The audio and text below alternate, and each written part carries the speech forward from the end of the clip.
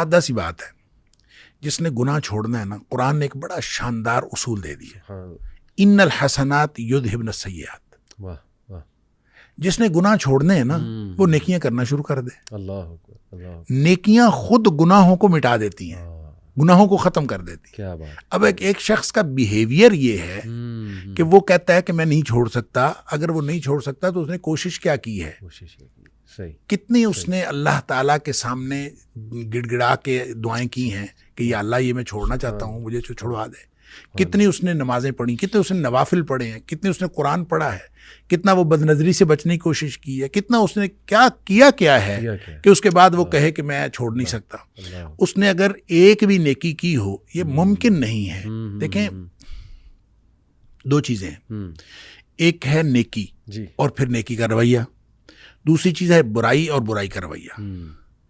نیکی کی طرف چڑھائی ہے، برائی کی طرف اترائی ہے۔ صحیح، برائی میں بہت جلدی آپ چلے جاتے ہیں، نیکی میں اپنے آپ کو بڑا باندھ کے لے جانا پڑتا ہے، بڑا زور لگتا ہے۔ عقبہ بھی کہا ہے قرآن نے، عقبہ، بالکل عقبہ بھی ہے۔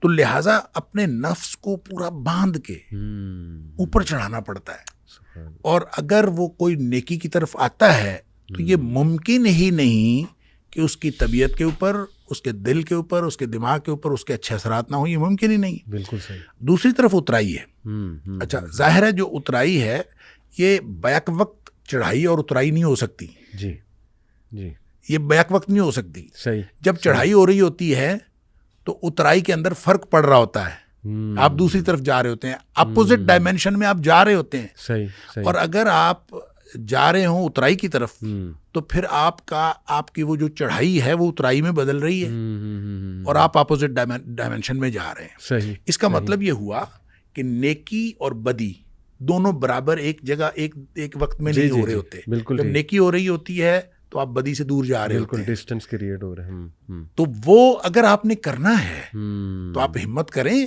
تو وہ چھوڑنے والی بات سوال ہی پیدا نہیں ہوتا۔ یہ ہو نہیں سکتا نا، یہ ہو نہیں سکتا وہ کہے کہ میں نیکی کر رہا ہوں لیکن وہ چھوڑ نہیں سکتا۔